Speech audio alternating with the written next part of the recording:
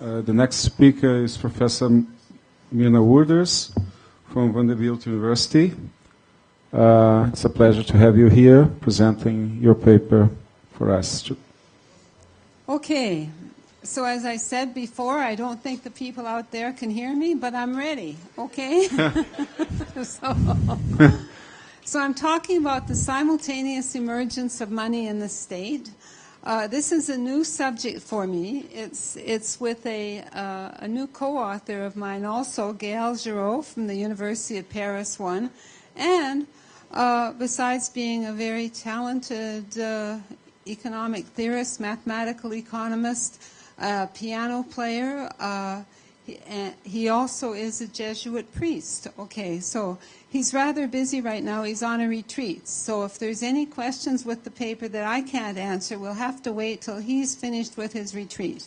Okay, so this is, of course, in honor of Marilda Sotomayor. And most papers have keywords. Here are my keywords: game theorist, mathematician, economist, entrepreneur, organizer, friend, characterized by charm, hospitality, graciousness, and she's a leader and she's a hero. Yes, there you are, Marilda. There is my hero. Right. Okay, thank you. How about that? What is she saying? Oh, I told her in St. Paulo. Yes, but I didn't have the keywords in St. Paulo. I didn't have the keywords, right. I had the hero, but not the keywords. Okay. Okay, so this is about what constitutes money. Actually, it's a game theory applied to economic history of money. Okay? And there are multiple views of what constitutes money: demand deposits, units of account, fiat money, or the money used by the state. We're going to focus on money used by the state. Money used by the state which may or may not have a value as a commodity. It could be anything that serves the needs of the state.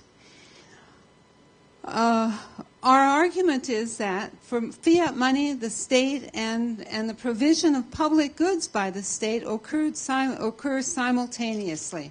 Of course, this is a rough version.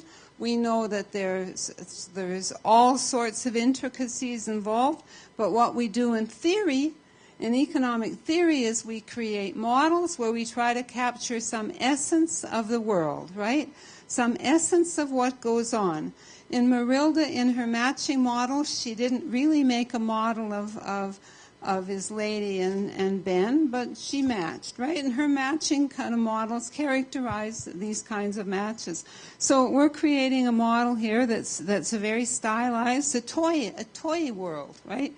So our view is that the state created some form of money to pay the soldiers, and the citizens were required to take the money as payment for debts and to pay taxes in these money. The soldiers could give them the money.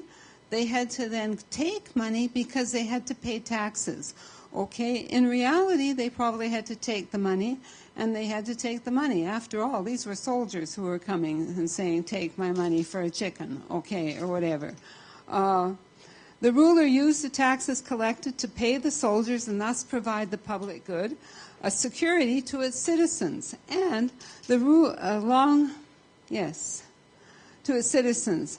And the elites, the rulers, did not keep too much money for themselves, because if they kept too much money for themselves, they would eventually be overturned, okay?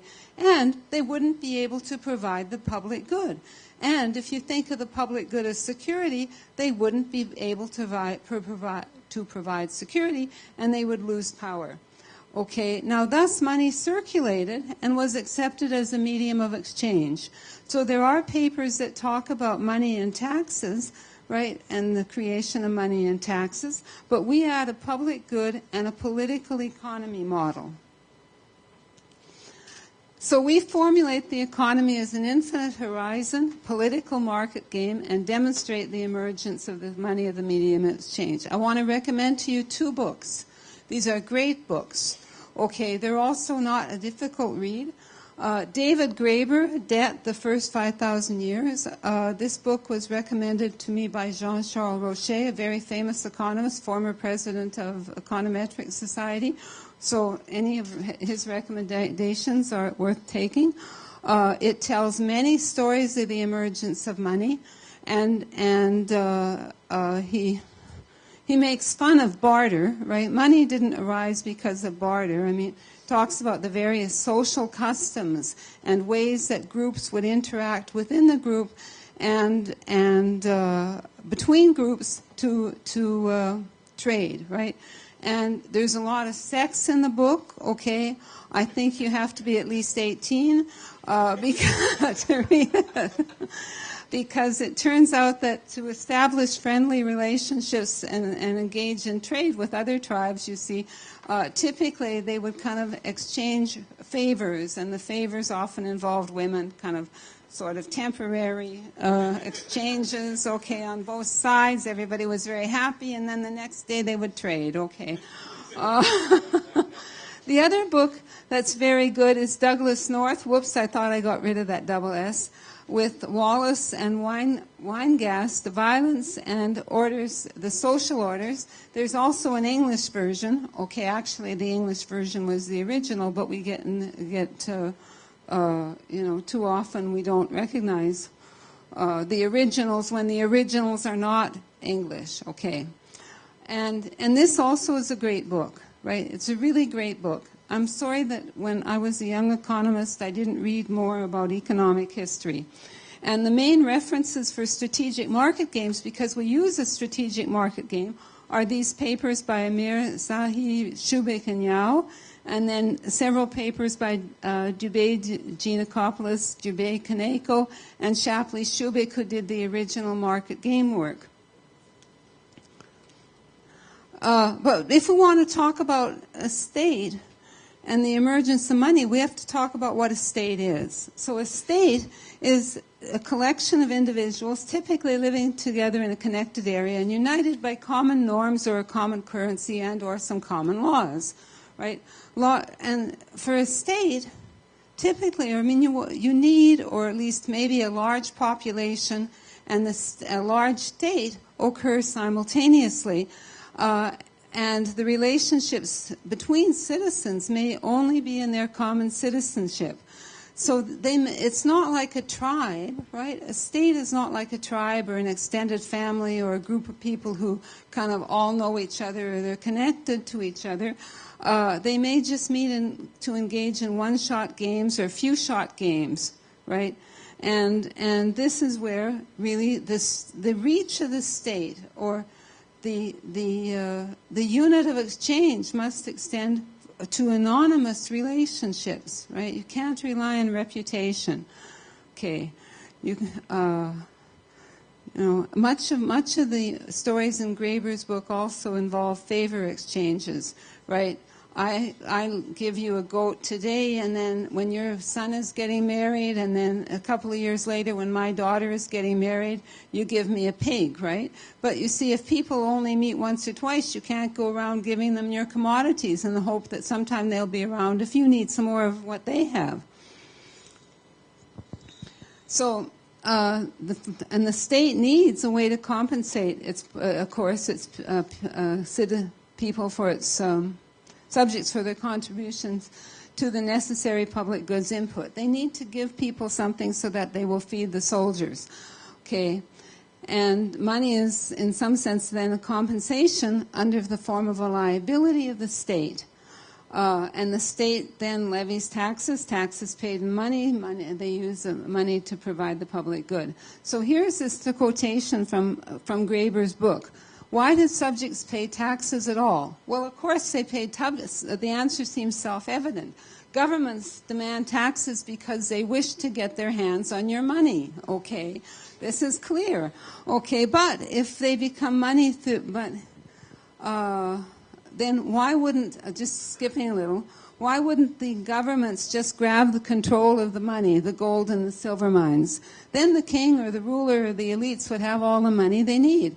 So what exactly was the point of extracting the gold, stamping one's picture on it, causing it to circulate amongst one's subjects, and then demanding the subjects give it back again, right? Because that's what happens. You give them the money, and then you have to get it back. Okay. We take a hypothetical example. The king wishes to support a standing army of 50,000 men. Under ancient or medieval conditions, feeding such a force was an enormous problem. Okay, and then I left out some.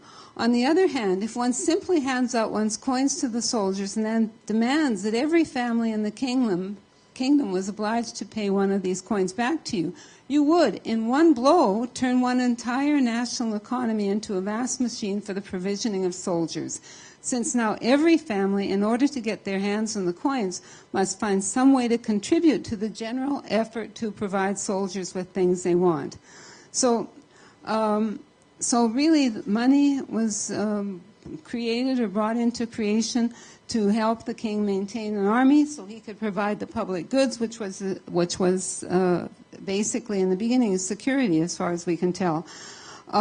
There were other monies created. Okay, the Bank of Montreal in Canada had coins, really, and means of creating money, but the Bank of Montreal didn't provide a public good.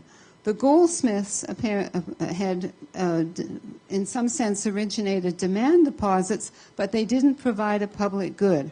They may have had their own private security, but no public good provided. Okay. So we want to provide, and this is what theorists do, okay, to provide conditions under which money emerges as a universal medium of exchange, and as a means of payment of taxes. Money as simultaneously, right, means to pay transactions to pay taxes and provision of public goods cannot be disentangled. So this is an overview. I go through really the same things I've been saying. One thing I want to emphasize, in our model, we assume that people need the public good and they need it in a sufficiently high level. Okay, so, I mean, if somebody else has a gun and that's their kind of security, and you have a stick, you're in trouble. Okay, you know, you have to have enough public good to make a difference. Then, though, the problem is, why doesn't, of course, the politician or the ruler or the king take the money and run? And it's because if he does, then he will be replaced. And he himself will be subject to a fear of ruin, right? A fear that he himself will lose the benefits of the public good, and be likely to suffer ruin. So we look at a model, and along the equilibrium path, the politician in power does purchase public goods and pays taxes, okay, and people pay taxes. They pay taxes in our model voluntarily. They pay taxes voluntarily, okay. And we conclude that the emergence of the state money and state-provided public goods occur at the same time. Now, I want to just go back a minute to why they pay taxes voluntarily. Of course, each of us would be happy if we paid less taxes, right? We don't want to pay as much taxes as we do. But perhaps many of us, if when we pay more taxes, everybody else pays more taxes, would be happy with the taxes we're paying, right? Because if everybody paid less taxes, I would be less well off, okay? And if everybody sort of deviated from paying taxes, we would be in a bad situation, as some countries have been when they don't, when there's a big underground economy and they don't collect taxes. Greece is an example, I believe, of this. Okay. As I've said, the politician cannot either use the commodities, or she can either spend the money for herself or not, but so she will want to use it to buy public goods. So we start by looking at a one-shot game, okay? Players act strategically and prices form following a market game mechanism. And that is, players take their commodities to trading posts. Prices for each commodity are determined by demand and supply. More formally, each households, and there's a trading post for every pair of commodities, so you can take apples and oranges to a trading post, right? And how many apples and how many oranges are at the trading post are determined by the players, the citizens, and the price is determined by their relative abundance. If few apples are taken to the apple and orange trading post and many oranges are taken, then apples are going to be expensive in terms of oranges. Okay. The strategies of the players are the amount of each commodity to take to the trading post, and as I said, prices are determined by supply and demand. The nth commodity is called bead and may have an intrinsic value for consumption or may not. Bead could be either salt or beads or gold jewelry or seashells or whatever. And beads are then a store of value or could be a store of value and a universal medium of exchange. We assume that, did I miss a slide? No. There's transaction costs. And we also assume that the transaction costs are less than in beads, at the bead trading post, right, are less than, it's cheaper to take your apples to the bead trading post, get beads, and then buy oranges than it is to go directly to the apple-orange trading post, okay? So it's just the cheapest place to trade. Players have strategies. Of course, this, as I said, taking what they take to each trading post, and we have a Nash equilibrium. So here, one of the traders gains the ability to produce the public good. So one of the traders becomes a politician. We take it as happening randomly. Of course, in the real world, it doesn't happen randomly, but for our purpose of our model, it's something that happens randomly. We have a production function, and the utility of a player is given by the utility that he gets from his private goods plus the utility of the public good. Okay. And the starred player can buy inputs for the production of the public good, and she can raise taxes. So she sells tax receipts. She introduces a new commodity called taxes, and she sells receipts for taxes. So you pay your taxes, and you get your tax receipt. And that's the commodity that's being sold. No commodity can be traded against the taxes. You have to pay for taxes using beads. Okay, so the beads now are the money, and the taxes are appear in the form of tax receipts. The trading post of beads for tax receipts has a zero transaction cost, and the tax receipts do not enter the utility functions of anyone. So a strategy profile for most players is for every period now to take their commodities to each commodity trading post, and another trading post, a supply of beads against tax receipts. So how many beads you take and how many tax receipts you get back. And so each player then has this new strategy of how much to pay in taxes.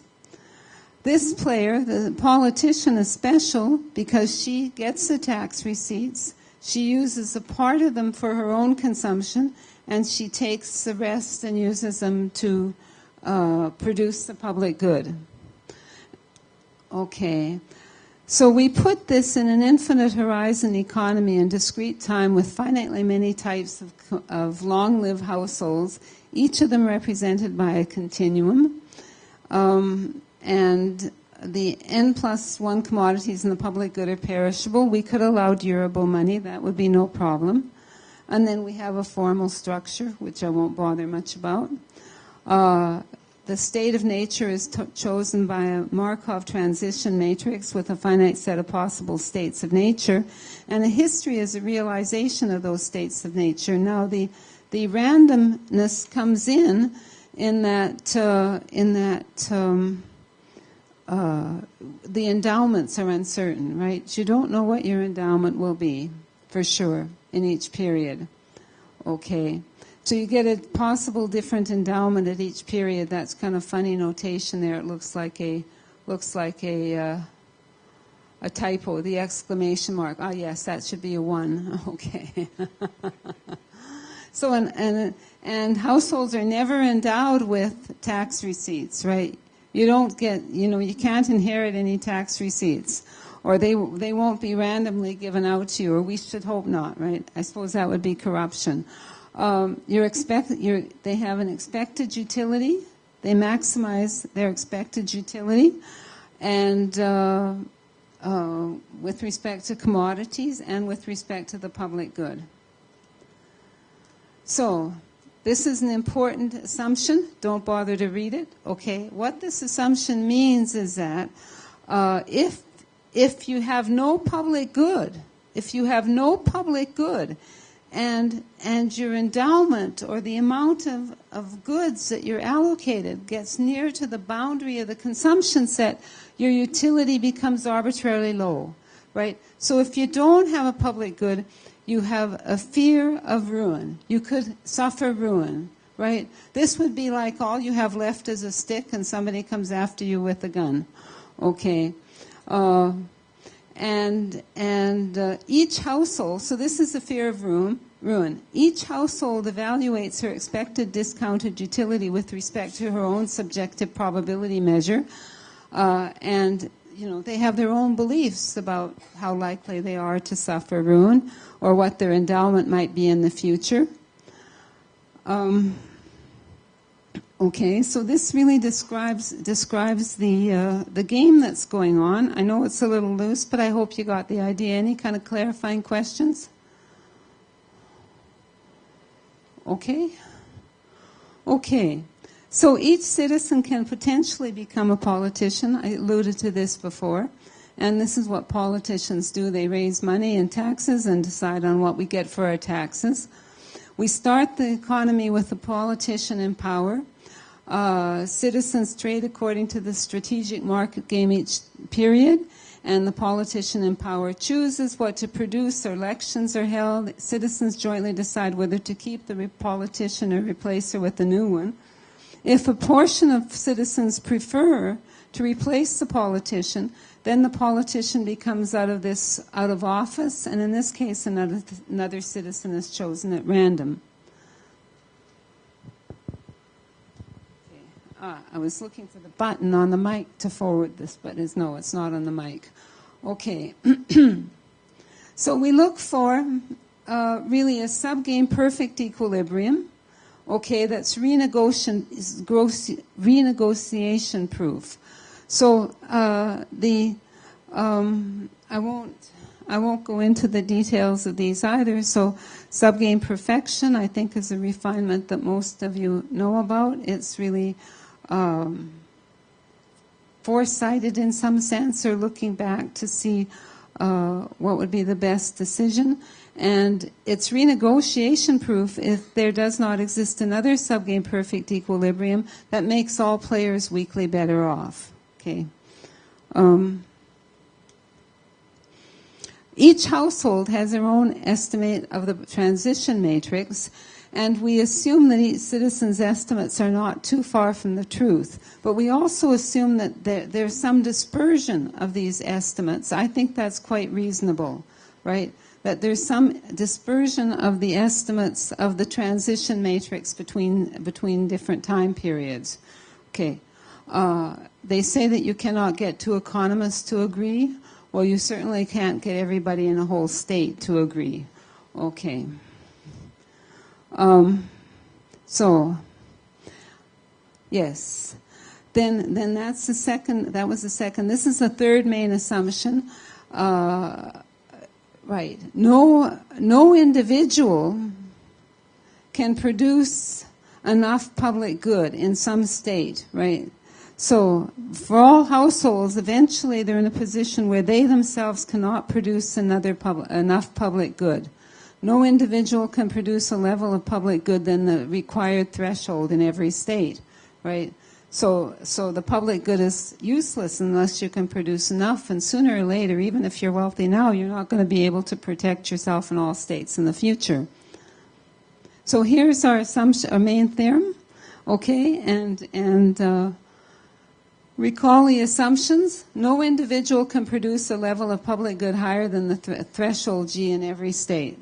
Okay, so you may be rich this period, you may be a Vanderbilt or a Rockefeller, but then your grandchildren may spend much of the money, as apparently in the Vanderbilt family they did, and then you can't buy all the security and protection for yourself. Individual beliefs are not too far from the truth. That was the second main assumption. And if the public good is less than this critical level, then individuals have fear or ruin. Now, I think this fear or ruin is a reasonable assumption. Okay, without a state, without the protection of a state or the unification of a state, the group of us together, a coalition, we're vulnerable. Okay. Then our theorem says along any equilibrium path induced by a non-autarkic renegotiation-proof subgame perfect equilibrium, there exists a time such that there is no replacement of the politician after that time, and the politician makes sure that enough public good is produced. Now, you think about this, okay? So this doesn't mean that the Republican Party, for example, in the U.S. stays in power, the Democrats stay in power forever, but we basically have one political system, right? And it's a system with elections and so on, but and the politicians may exchange favors, they may do very well, but no politician, I think, in the United States who's ever elected is really going to reduce the country to ruin, okay? They themselves and the elites who support them want a prosperous state with public good provision. Interpretation, suppose that every politician on power simply consumes all our purchases. Then from the above, each such politician will eventually lose power. After having been removed, a politician becomes again an anonymous household with somewhat incorrect beliefs. Eventually, she would end up with mistakes and end up with a consumption bundle arbitrarily close to zero, and in a situation where she may suffer ruin. And the current yes. But, and if she loses power, then another politician may also come into power and or if she doesn't produce enough public good, another politician can come into power who may also not produce enough public good, and so there is still a fear of ruin. Thus, our former politician should have accepted to produce the public good when she was in power in order to be reelected and make sure she has public good in the future. Taxes are paid, and sufficient quantity of the public good is produced. If people didn't pay taxes, right, you'd have no public good, fear of ruin, right? But as I say, the voluntarily is not that we wouldn't all like to pay less taxes. Okay, the IRS doesn't come to me and say how much taxes would you like to pay this year. They say how much. Well, here's a form, fill it out. This is what taxes you must pay, right? But as I say, I'm happy with that. In fact, if everybody would pay more taxes, if everybody else paid more taxes, I would happily myself personally pay more taxes, right? I think security and public goods are really good things in life. Right. So here's our conclusion. Citizens are willing to pay taxes and accept money as the universal medium of exchange because they need a public good. A household accepts to play the role of the somewhat, not necessarily completely benevolent government because it's safer to do so rather than incurring the risk that no public good is produced at all. And politicians will always argue that they are the best people, right? The current politicians will argue that they're the best people to make sure that we have a well-functioning economy, which to some extent, means well-functioning government and well-functioning government in the well-functioning economy. And that is my last slide. And I finished in time, yes? Okay. In advance. Thank you, Myrna. We have time for questions. Is there any question?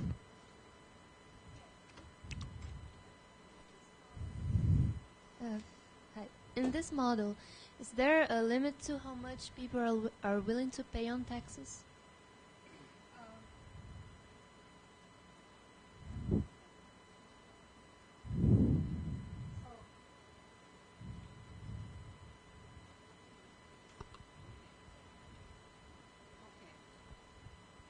The question is there a limit to how much people want to pay in taxes? Yes, right, there is. Okay. I mean, the limit is determined endogenously by their preferences. Okay, so if they get enough public good, but it doesn't say, our model doesn't say how much, right? They could exceed, if they really like the public good, they could exceed the lower bound, okay, but the utility function one can assume is concave, right, and that they will want some, but you know, unless the society is very wealthy, it'd be some bounded amount. Yes, David. Sorry, yes. I think you assume that there is a share of the population that if they agree on, then they can overthrow the politician. Yes. Is there some way to endogenize this share? Is this something exogenous? This can, I mean... Can we endogenize or put more detail really into the political story, right? That's basically the question. How much of the population you need to overthrow or overturn the government, or for the government to fail. That would be possible, but the model is already pretty complicated, right? With both the political game and the strategic market game in each period. I'd like to be able to do that. There was, and it escapes my mind, there was a debate by Acemoglu and Robinson about whether coalitions or groups were important also, which may relate to that. Okay. Somebody back there, a question. Okay. Actually, just a couple of clarification questions about the model. Two things. First, the fear of ruin for the purpose of this model, is it a binary variable or a scalar variable? That, I mean, scalar, no, but it is... Right. So it's the fear of ruin. Individuals consume bundles of commodities, but the fear of ruin is that their utility from the bundles may become arbitrarily low, may get near to minus infinity if they have only private goods and the private goods become small, right? No, I mean in the sense of is how much fear of ruin the person have depends on how much public goods they get, or is it an on or off state? Okay, it's on or off. It's on or off, because if you don't have, you have to have at least enough public good, one soldier with one gun. That's a minimum, okay. Or maybe 50,000 with rockets or something, missiles, okay. But you have to have that minimum really to benefit from the public good, to protect you from the fear of ruin, right? Now, actually, that's something else that could be perhaps more endogenous than it is, right? The fear of ruin could depend, for example, on how much of the private goods you have, or at least on your X, your private good consumption. It could be a function of, instead of just a constant level, you need at least G bar to protect you from the fear of ruin. It could be some function, right? You get more fearful as G goes down. But again, complicates the model, right? Just basically, you want to make a model simple enough so that you can work with it and people can understand it, right? And complicated enough so that it reflects some reality and people don't say, well, that's obvious, right? Because you can't publish it then. Okay. That's the ruin of researchers, by the way. Right. That's right. Just a clarification. Usually when you think about public goods, you think about the free riding problem. But here Yes. seems to be the reverse, in the sense that there is somebody, paying the duties to be a politician, take care of the economy. Yeah.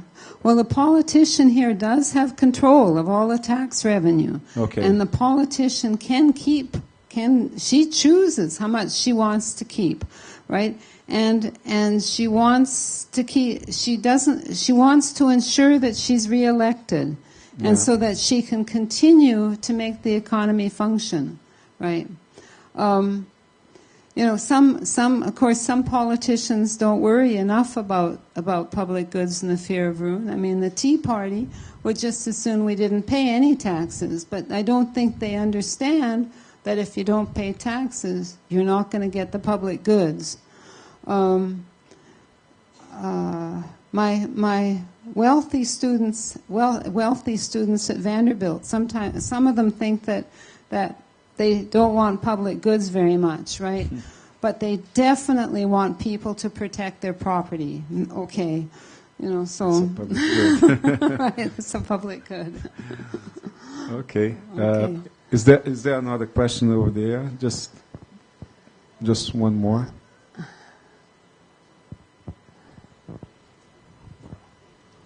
So while the microphone I was going to get there is getting to you, I was going to say to some extent our work completes the model, right? Because people have looked at taxes before, but they haven't looked at public goods as the taxes is really based on the public goods and the necessity to provide public goods. Yes. Oh, thank you. It's just a question of a clarification. You said if you pay more taxes, you have more public goods. Right. So I do not understand how it deal with in your model if you pay more taxes and you do not have public goods. Right. So how it right. So this you is have incorporate in your model? Right. So this is a possibility in our model, right? So the politician, for example, may provide the critical level, but tax really heavily so that her gain to taxation is very large, right? But here we come into the notion that if a majority or if a sufficiently large fraction of the population is unsatisfied, right, and they want more public goods, they're paying more, and the government doesn't provide them, then they will eventually overturn the government, right? This is an argument that's, of course, been very popular and much relied on in some of the political economy literature, that people do become unhappy. Now, right. And of course, sometimes they have to become very unhappy, right? Willing to risk their lives, okay, to overturn governments that are corrupt, right? Thank you very much, Myrna. Okay, thank Thank you.